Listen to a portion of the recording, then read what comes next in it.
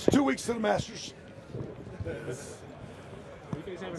having some fun this week, this spring, sort of reimagining what you might want to do offensively? I mean, you're not making wholesale changes, but you can kind of tweak it here and there.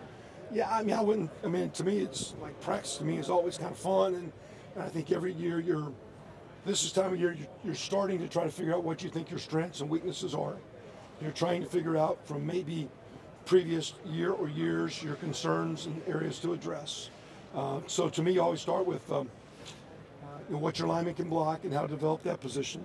Then you go to what your quarterback can do and your quarterbacks, and then how to develop that position. And then all the skill guys make it all look good. But this is the time of year of line development, quarterback development. You continue that through the summer, and with that, all this fun we're having, we really figure out what we do and we kind of get a direction. So the offense doesn't change.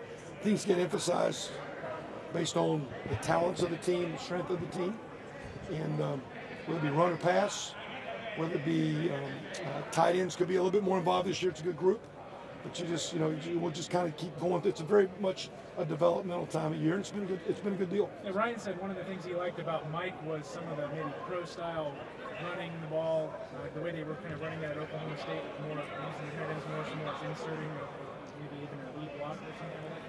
Yeah, they would do, and we've done it the last 2 years with Marcus and Ball, and last year for Sean Luke, where basically you're taking the tight end position, and it's still a spread set, but you move. And we've done that where you move him, and he's a little bit more of a fullback type player. Because when you play tight end right now, you might be a tight end, you might be off the ball in a wing and almost become an H-back. Then you go back into the backfield and you're a fullback, and then you flex out and play receiver, and you play inside and outside receiver. So they go from basically playing left tackle to wide receiver, and so it's a complicated position. But we've done. I mean, we actually stole the play from them, and that was one of Mike's lead plays. But the way our defense is playing right now with the structure, we're not repping that play a bunch, so it kind of comes and goes with it. Kevin, is Luke Farrell getting enough attention for what he can do for you guys this year? Enough what? Enough attention, enough love. He went through 1 year and he didn't put up crazy numbers, but he's blocking and learning and taking on that starting role. Well, he would tell you based on today's practice, I gave him a lot of love. Some good, genuine coaching love. And it was a bond that the coach and the player. That doesn't sound like the right kind of love. It's just genuine, good coaching love. Okay. He's a really good player. He's worked very, very hard. He cares a lot. He's more talented than people think. He's very, very steady, not flashy. He's been our most consistent player. I think Rashad is our strongest and most dynamic player, and then Ruckert has the most upside. And then Jake, I guess Jake had a slight little tweak. I don't know what, I've not seen him, but Jake's been doing well. So with those 4 guys, we're playing them. They can all flex out. They're all strong enough now to come inside. We're playing sometimes maybe 2 of them on the field, but not a lot. But when 2 of those guys come on the field, we can still flex them out. So it's not like, in our day and age of tight end, we're looking for receiving type players that become tough enough and big enough to block. That's what Luke is, and Jeremy and Rashad and Jake. Sorry to interrupt, but speaking of Jeremy, where have you seen him take the biggest stride this spring so far? Just getting a little bit more confident and mature and tough in the run game. Just understanding, when you're an athletic player and you're young and not as strong as you need to be, if you're thinking about what to do, you don't create enough power to block. So one of his ways of creating power is he's a good athlete, so it's running, it's movement. It's as he gains momentum, he's a better blocker. But when you're thinking and you're hesitant, you don't gain momentum. When you're not overpowering because you're a young player and you played receiver, you're not as strong as you need to be. The more confident he became as a blocker, he runs off the ball more, so he creates more power. He plays with better leverage, so he's a more competent blocker. Always been a good receiver, but he's a more competent blocker, and he's doing a great job. You talked about, even though he's a tight end, you guys have been experimenting, flexing him out to H a little bit. Is he as versatile a guy as you could? How much does his versatility, benefit you guys in that you can line him up sort of in tight end, now you like him more as a blocker, but also you have the ability to have him go down the field and use his movement as a receiver? Well, everything that you just said is what they do in general. So if there's one tight end on the field, he can play tight end, but he has to flex out. So if you watch us the last couple of years, there's one tight end on the field. He might be in the backfield playing that fullback position. He might be a tight end. He might be a wing. He might flex out as a receiver. When you put 2 of them on the field, they both could be tight ends. One could come into the backfield. One could flex out.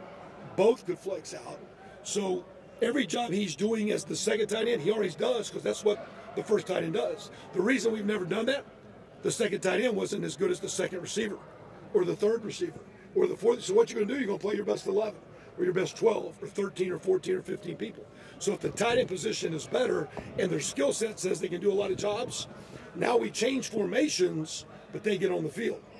If you want to do that and those are bad players, you take them off the field and you put the good players on the field. So previously, because of the receiving strength we've had, we've been a lot more spread with one tight end.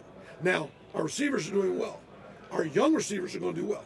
So we're not going to have a major drop-off of talent at receiver. So it's not like we're trying to have more tight ends because the receiver position is not going to be strong. The receiver position is going to be strong. It's just our tight end position is getting stronger that they can get on the field more. And every job they're doing as a second tight end, they already do it as the first tight end. So it's really not it's not mentally, or it's not a new offense.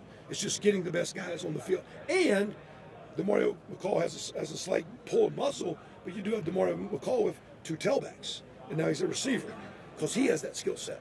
So it's really kind of cool. And that's the fun part of spring. We're talking about having fun.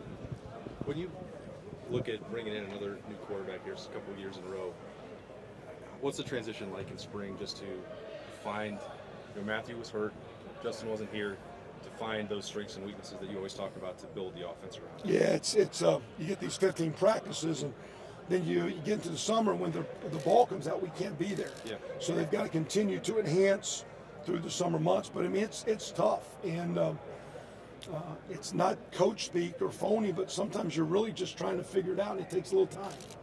I think the worst thing we can do is force it. I think it's bad to say Matt Baldwin can't do this, so don't do it. Maybe Matt can. He just needs a little bit of time. And when you get 15 practices 3 times a week, sometimes maybe you need a little bit more. Help them through summer in preseason. So it takes time. You don't rush the time. But as we get in that second week of preseason, it's when you really start figuring where you're going. Between now and then, we need to make sure we're not having so much fun, we get all over the place.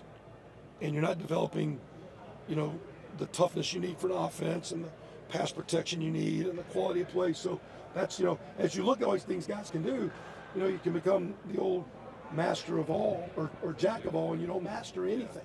And so that's where we got to be smart. So if you sometimes less is more with these guys. So if you go through spring, you basically want, tell me if this is wrong, you want them to run all the same stuff, and then you'll work from that in August, or? To some degree. Okay. So for example, like last year, with Dwayne and Tate. So you can say, well, those are 2 different quarterback skill sets, and maybe they are. But we had to run similar plays because if Tate was going to play with the ones, the offensive line needed to know what to do. And if the second or third team receivers and tight ends were going to play with Dwayne, so it wasn't like it was 2 different offenses because they were different skill sets. You may be favored a little bit more because he liked this throw or he liked this run, but you don't. That's where it's with what Ryan will do with Coach Stud. We always go to Coach Stud. Can you handle this blocking? Do you want to do this yet? And then we'll go to Mike and Coach David, the quarterback. Can the quarterback handle it? And then from there you do it. But we got to make sure that, again, you can get all over the place, and that's the tough thing in spring ball. And then you just start running a crap load of plays instead of an offense. This is the first spring with Day as head coach. Have things been very different as a coaching staff, or does there seem to be a lot of continuity? I think a lot of continuity. And one, he did a great job last year in the interim, and one just being himself, and he's continuing to be himself. He does a great job in direction of what he wants, and I think we've got a very mature staff. We got Mike's new one on offense, but I think we got in our room, we got guys that are on the same page, and we communicate well and take what he wants and we take it to the kids, and we take it to the field, and it's been a very positive. You can say it's a transition, but offensively, it's been very, very good. He said he wanted to let you guys handle play calling throughout the spring. Has that been what you guys have been doing? Or? Yeah, but you kind of sit around and almost play script. Like today we were play calling the first 48 plays. We decided yesterday what we were doing, so it wasn't like the heat of the moment. We knew it was going to be 3rd and 10. We knew it was going to be 3rd and 8. We knew it was going to be 3rd and 5. We knew it was going to be on the left hash. We didn't know what the defense was going to do, but we knew what we were going to do. So, there's been a little bit of that, but typically, we all kind of do it together. Right. Like yesterday, he came in and said, "Hey, here are things I like," and with Coach Stud saying, "Hey, and by the way, give me this run or this run," or Coach Hartline saying, "Hey, I like this pass, this pass." So ultimately, it's a group deal. Ultimately, still he's the head coach. Ultimately, still an offensive-oriented guy. So we're going to follow his lead, but through that, me and Mike with the skill guys and me with Stud with the big guys, we're kind of blending it together. It's been good. Coach Day said that Jeremy's been playing some